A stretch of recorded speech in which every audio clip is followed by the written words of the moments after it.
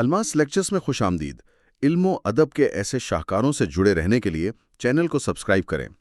آج ہم اردو ادب کے خزانے سے کچھ ایسے افسانے نکال کر لائے ہیں جنہیں پڑھے ہوئے ایک زمانہ بھی گزر جائے تب بھی ان کی گونج ذہن میں باقی رہتی ہے۔ جی بالکل، اور یہ وہ کہانیاں ہیں جو صرف کہانیاں نہیں بلکہ اپنے دور کا آئینہ ہیں۔ صحیح، ہمارے پاس جو مجموعہ ہے اس میں کئی شاہکار شامل ہیں، لیکن آج کی گفتگو کے لیے ہم نے 3 خاص افسانوں کا انتخاب کیا ہے۔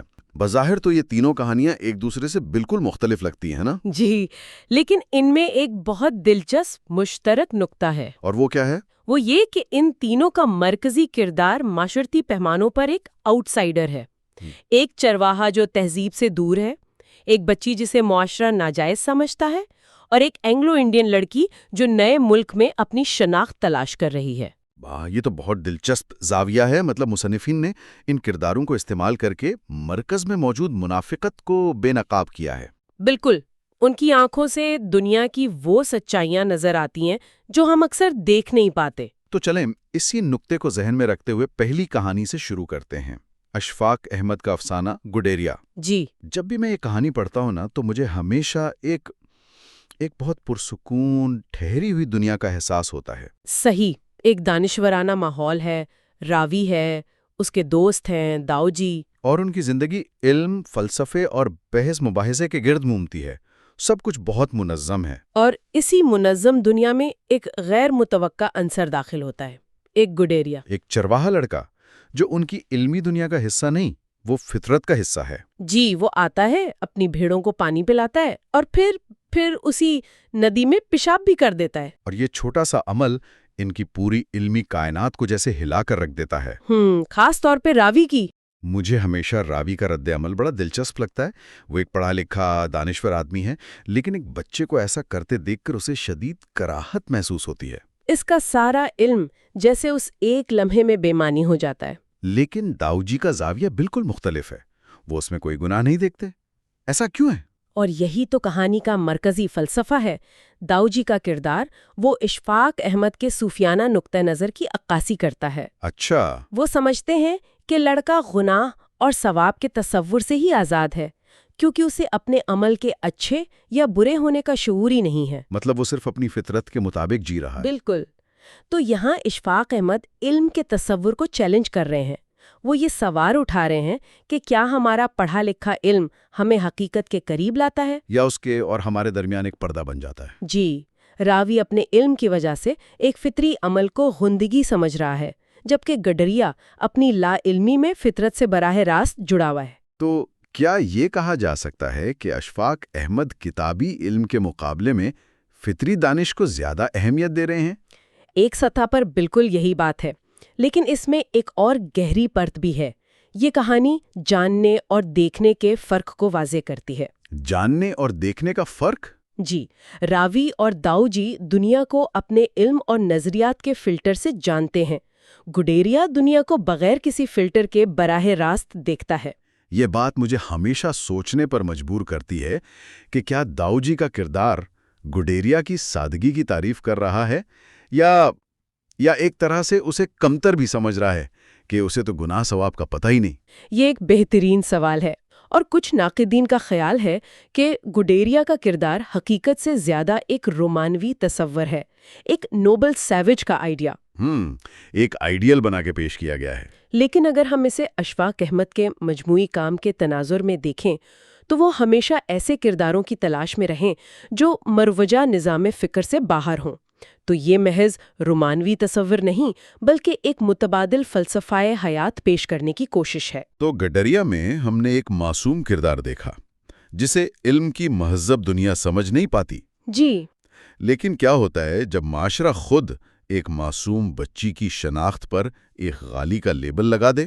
تو پھر عصمت چغتائی کا افسانہ حرام جادی سامنے آتا ہے۔ اور یہ ایک بالکل مختلف قسم کی معصومیت اور بغاوت کی کہانی ہے۔ بالکل، اگر گڈریا ایک پرسکون ندی کی طرح ہے تو حرام جادی ایک طوفان کی طرح ہے جو معاشرتی منافقت کی بنیادوں کو ہلا دیتا ہے۔ صحیح۔ اور عصمت چغتائی کا کمال یہ ہے کہ وہ اپنی مرکزی کردار اس چھوٹی بچی کو مظلوم بنا کر پیش نہیں کرتی، نہیں کرتی، وہ روتی نہیں، گڑگڑاتی نہیں۔ بلکہ اپنی حقیقت کو ایک ناقابل یقین ہمت کے ساتھ قبول کرتی ہے۔ جب میں نے یہ افسانہ پہلی بار پڑھا تھا، مجھے سب سے زیادہ حیرت اسی بات پر ہوئی تھی۔ مطلب معاشرہ اسے گالی دیتا ہے، ایک ایسی شناخت جو اسے شرمندہ کرنے کے لیے بنائی گئی ہے، اور وہ اسی غالی کو اپنا لیتی ہے، اپنا لیتی ہے، اسے اپنے نام کی طرح استعمال کرتی ہے۔ یہ تو سیدھی بغاوت ہے۔ اور یہی عصمت چغتائی کی حقیقت نگاری ہے۔ وہ زبان کے ساتھ ایک طاقت کا کھیل کھیل رہی ہیں۔ اچھا، یہ کیسے؟ دیکھیں، معاشرہ اپنا سب سے غلیظ ہتھیار، ایک گالی، استعمال کرتا ہے تاکہ بچی کی روح کو کچل دے۔ جی، لیکن عصمت اس ہتھیار کو بچی کے ہاتھ میں دے کر اس کی ساری طاقت ختم کر دیتی ہیں۔ جب بچی خود کہتی ہے میں حرام جادی ہوں تو گالی کا زہر ختم ہو جاتا ہے۔ وہ اس پر اپنی ملکیت جتا رہی ہے۔ بالکل، اور ایسا کر کے وہ معاشرے کے اخلاقی ٹھیکیداروں کو بے اختیار کر دیتی ہے۔ کہانی میں اس کی ماں اور اس کے دوست، جسے وہ امو کہتی ہے، کا رشتہ بھی بہت مبہم سا رکھا گیا ہے۔ جی، بچی کی نظر سے یہ سب بہت معصومانہ لگتا ہے۔ وہ بڑوں کی دنیا کے ان پیچیدہ رشتوں پر کوئی فیصلہ نہیں سناتی۔ تو عصمت ایک بچی کی آنکھوں سے بڑوں کی دنیا کے تضادات دکھا رہی ہیں۔ بالکل، وہ ہم سے پوچھتی ہیں کہ اصل گناہ کیا ہے، دو لوگوں کا محبت کرنا یا اس معاشرے کا رویہ جو ایک معصوم بچی کو اس کی پیدائش پر سزا دیتا ہے۔ یعنی وہ کردار کو مظلومیت سے نکال کر ایک جنگجو بنا دیتی ہیں، جو اپنے سب سے بڑے زخم کو ہی اپنا ہتھیار بنا لیتی ہے۔ جی، اور حرام جادی کی یہ بچی اردو ادب کے سب سے مضبوط اور یادگار کرداروں میں سے ایک ہے۔ عصمت چغتائی نے تو ایک فرد کی سماجی شناخت کی جنگ دکھائی۔ اب ایک ایسے افسانے کی طرف چلتے ہیں جو اسی موضوع کو ایک پوری کمیونٹی کے تناظر میں دیکھتا ہے۔ شوکت صدیقی کا افسانہ جینی۔ جی، جینی۔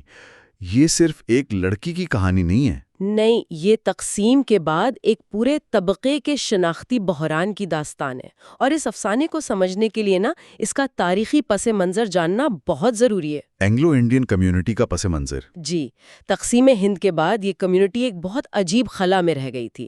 انگریز جا چکے تھے اور نئے ملک پاکستان میں انہیں مکمل طور پر اپنا نہیں سمجھا جاتا تھا۔ تو وہ ایک طرح سے بیچ میں پھنس گئے تھے۔ بالکل، زبان، لباس، مذہب، ہر لحاظ سے وہ اکثریت سے مختلف تھے، اور جینی اسی درد اور جد و جہد کی کہانی ہے۔ کہانی کا راوی ایک روایتی مشرقی پس منظر سے ہے، جبکہ جینی وہ بہت زندہ دل، بے باک اور مغربی انداز کی ہے۔ اور ان دونوں کا رشتہ دو مختلف دنیاؤں کا ٹکراؤ بھی ہے اور ملاپ بھی۔ مجھے کہانی میں یہ بات بہت پسند ہے کہ راوی جینی کو بدلنے کی کوشش نہیں کرتا، وہ اس کی انفرادیت کی قدر کرتا ہے۔ ہاں، اور شوکت صدیقی جو اپنی سماجی حقیقت نگاری کے لیے مشہور ہیں، وہ اس رشتے کو کسی فلمی کہانی کی طرح آئیڈیلائز نہیں کرتے۔ وہ ان سماجی دباؤں اور تعصبات کو بھی دکھاتے ہیں جو دو مختلف ثقافتوں کے بیچ پیدا ہو سکتے ہیں۔ تو یہ صرف دو افراد کی محبت کی کہانی نہیں ہے، یہ اس سے کہیں بڑی بات ہے۔ یہ اس سے بھی بڑھ کر ہے۔ یہ افسانہ ایک اہم سوال اٹھاتا ہے کہ ذاتی رشتے سماجی تعصبات کے سامنے کتنے مضبوط ثابت ہو سکتے ہیں۔ جینی کی کہانی یوں سمجھیں کہ ایک پوری کمیونٹی کی اپنی جگہ تلاش کرنے کی کہانی ہے۔ اس کا کردار ان ہزاروں لوگوں کی نمائندگی کرتا ہے جو تقسیم کے بعد اپنی شناخت اور اپنے مستقبل کے ساتھ جدوجہد کر رہے تھے۔ تو شوکت صدیقی یہ بتا رہے ہیں کہ ایک نئے معاشرے کی تعمیر صرف نعروں سے نہیں ہوتی، بلکہ ایک دوسرے کو قبول کرنے اور عزت دینے سے ہوتی ہے۔ جینی کی جدوجہد دراصل نئے پاکستان کی اپنی شناخت بنانے کی جدوجہد کی ایک علامت ہے۔ تو آج ہم نے یہ تین بالکل مختلف کہانیاں دیکھیں، اور ان سب کا کیا مطلب ہے؟ گڈریا ہمیں علمی تکبر پر سوال اٹھانے پر مجبور کرتا ہے۔ حرام زادی ایک بچی کی نڈر آنکھوں سے سماجی منافقت کو بے نقاب کرتی ہے، اور جینی ثقافتی تقسیم کے پار انسانی تعلق کی خوبصورتی اور مشکلات کو تلاش کرتی ہے۔ اور جیسا کہ آپ نے شروع میں کہا تھا، ان تینوں کہانیوں میں جو مشترک دھاگا ہے وہ حاشیے پر کھڑے کردار ہیں۔ ایک چرواہا، ایک نام نہاد ناجائز بچی، اور ایک اینگلو انڈین لڑکی۔ جی، یہ وہ لوگ ہیں جنہیں مہذب معاشرہ اکثر نظر انداز کر دیتا ہے، لیکن یہ تینوں مصنف ہمیں دکھاتے ہیں کہ ان باہر والوں کے پاس ایک ایسی نظر ہے جو مرکز میں رہنے والوں کے پاس نہیں ہوتی۔ مطلب وہ نظام کی خامیوں کو زیادہ واضح طور پر دیکھ سکتے ہیں۔ بالکل، وہ ہمیں ان لوگوں کی آنکھوں سے دنیا دکھا رہے ہیں جن کی آواز کو اکثر دبا دیا جاتا ہے۔ تو یہ مصنفین صرف کہانیاں نہیں سنا رہے تھے بلکہ معاشرے کو آئینہ دکھا رہے تھے۔ جی، ان کا مقصد قارئین کو اپنی سوچ، اپنی اخلاقیات اور اپنے قائم کردہ تصورات پر نظر ثانی کرنے پر مجبور کرنا تھا۔ اور یہی وجہ ہے کہ یہ کہانیاں آج اتنی دہائیوں بعد بھی اتنی ہی طاقتور اور متعلقہ ہیں۔ بالکل۔ یہ افسانے کئی دہائیاں قبل لکھے گئے تھے، لیکن ان میں اٹھائے گئے سوالات آج بھی زندہ ہیں۔ یہ کہانیاں ہمیں سکھاتی ہیں کہ حاشیے پر کھڑے لوگ اکثر مرکز کا سچ سب سے واضح طور پر دیکھتے ہیں۔ تو آج کی گفتگو کے بعد سامعین کے لیے ایک خیال چھوڑے جاتے ہیں۔ اپنے ارد گرد دیکھیے، وہ کون سی آوازیں ہیں، وہ کون سے لوگ یا گروہ ہیں جنہیں ہم دوسرا سمجھ کر نظر انداز کر دیتے ہیں یا ان پر کوئی لیبل لگا دیتے ہیں۔ شاید اصل کہانی، اصل سچائی وہیں سے شروع ہوتی ہے۔